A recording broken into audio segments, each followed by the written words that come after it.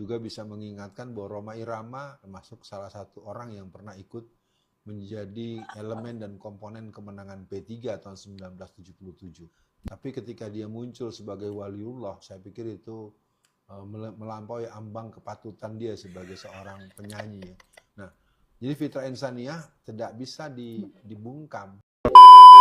Ustadz Alfian Tanjung peringatkan Rhoma Irama agar tidak melampaui batas. Jadi mengenai video viralnya Rhoma Irama yang diangkat menjadi wali Allah dan lain-lain, menjadi ketua PWI dan lain-lain, teman-teman, kita lihat dulu lah pendapat atau peringatan dari Ustadz Alfian Tanjung. Juga bisa mengingatkan bahwa Rhoma Irama termasuk salah satu orang yang pernah ikut menjadi elemen dan komponen kemenangan P3 tahun 1977. Tapi ketika dia muncul sebagai waliullah, saya pikir itu melampaui ambang kepatutan dia sebagai seorang penyanyi. Nah, jadi fitrah insaniyah tidak bisa dibungkam.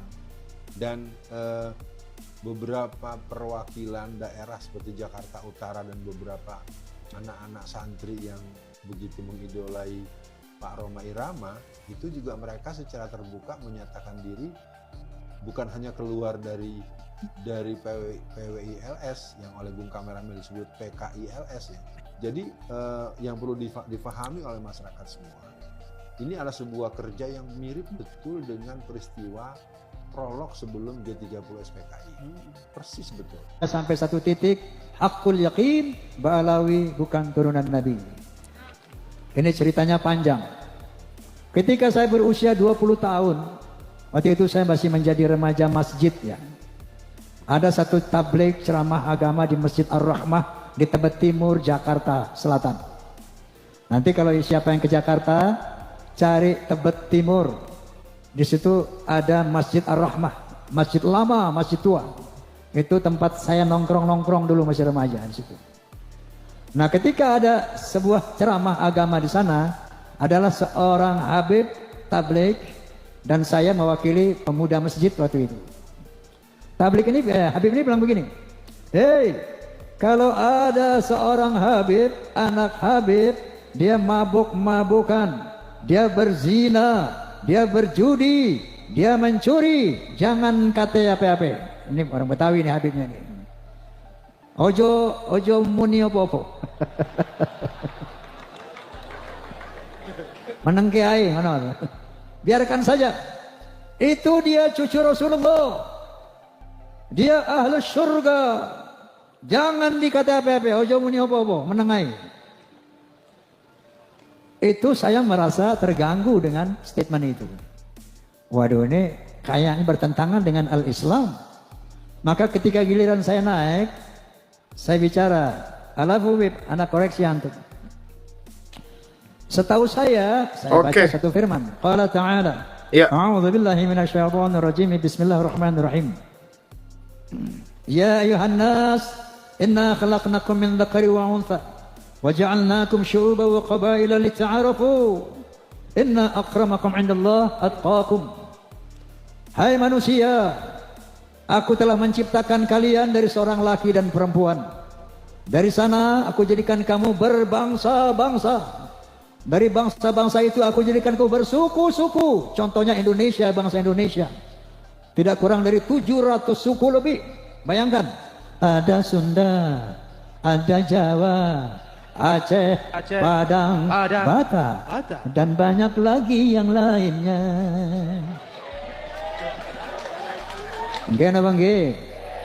Apa perintah Allah? Lita'arafu, saling mengenallah. Lita'arafu, saling menghormatilah. Inna akramakum 'indallahi atqakum. Ketinggian derajatmu di sisi Allah bukan dari mana bangsamu, bukan dari tinggi berapa jabatanmu, bukan dari berapa banyak hartamu, tapi sebanyak apa takwamu kepada Allah Subhanahu wa ta'ala. Wa qala Nabi sallallahu alaihi wasallam, la fadla li 'arabiyyin 'ala ajamiyyin illa bi taqwa. Tidak ada kelebihan bangsa Arab dari yang bukan Arab kecuali takwa. Gitu Beb, saya bilang. Wa qala Nabi sallallahu alaihi wasallam aidan, al jannatu lil muttaqina walau kana 'abdan habasyian Wan naru lil asina walau kana sayyidan quraisyan hashimiyan. Surga itu buat orang-orang yang bertakwa walaupun dia budak dari bangsa Habsyi, dan neraka untuk orang-orang ahli maksiat walaupun dia sayyid Bani Quraisy, Bani Hashim, yang ini keturunan Nabi semuanya. Bahkan Rasulullah mengatakan, "Lau anna Fatimah binti Muhammadin sarqat laqata'tu yadaha." Seandainya Fatimah binti Muhammad mencuri, aku potong tangannya. Inilah al-Islam, dinul khalis. Rasulullah SAW adalah seorang nabi yang demokratis, tidak nepotis. Paham? Ini saya sampaikan. Ramai itu masjid malam itu. Wah, ini Bang Haji ini. Waktu itu saya sudah mengcounter mereka. Hati bukan mengantar. Mengapa? Mengadakan perbandingan seperti itu. Besoknya dipanggil saya, Gus, sama sesepuh Habib. Yang notabene bapaknya juga. Oke. Hei, Oma, ente ngomong apa semalam di masjid? Saya jelaskan, bla bla bla bla. Habis ada Habib ngomong begini, maka saya jawab, bla bla bla bla bla. Mohon koreksi, Habib. Saya bilang. Apa dia bilang? Yang ente katakan semuanya benar, nggak ada yang salah.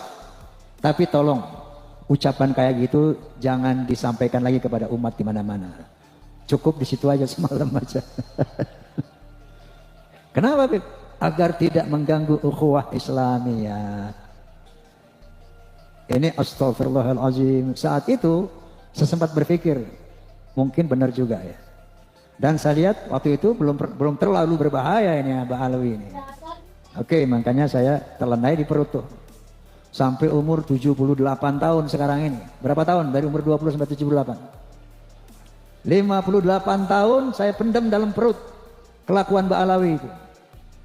Dan saya melihat dalam perjalanan saya ini, saya dulu pemain musik di dua dunia. Pada satu malam minggu saya main band dengan lagu-lagu barat, dan pada malam minggu lain saya nyanyi lagu-lagu orkes Melayu dengan lagu India. Tumpah sai, kayak gitu. Jadi yang saya tahu, Habib dulu itu banyak tukang orkes.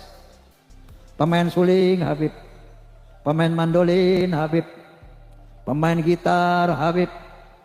Yang joget Habib juga. Pada mabuk, joget mabuk. Ini gue cerita pengalaman, Beb. Pengalaman saya nggak mau kata orang enggak. Yang saya alami. Nah, itu Habib yang dulu muda mabuk itu. Beberapa tahun yang lalu ketemu saya sudah bersorban, berjubah, tapi masih mabuk.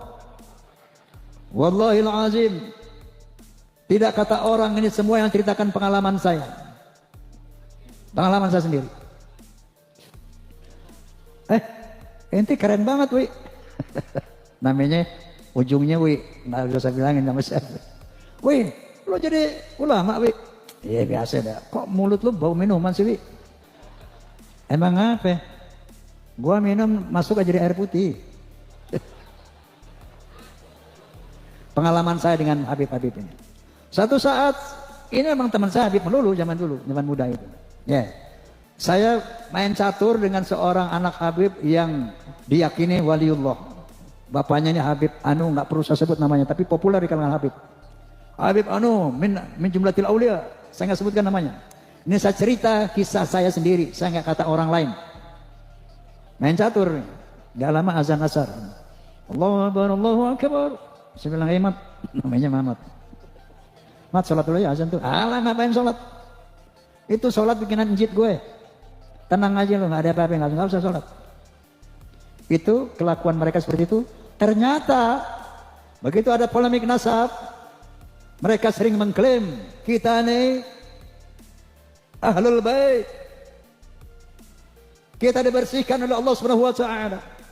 Ternyata ini Siti Sarah ini nggak percaya, ketawa dia, dipikir ini manusia biasa yang datang, padahal malaikat.